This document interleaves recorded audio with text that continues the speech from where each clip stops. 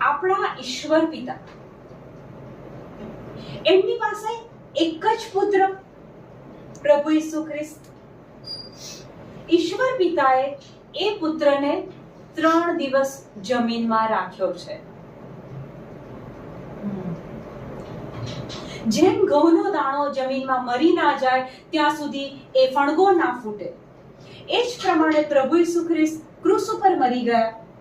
3 દિવસ એમને જમીનમાં રાખવામાં આવ્યા અને જ્યારે બહાર નીકળે છે ત્યારે મારા અને તમારા માટે, સારી માનવ જાત માટે શું લઈને આવ્યા?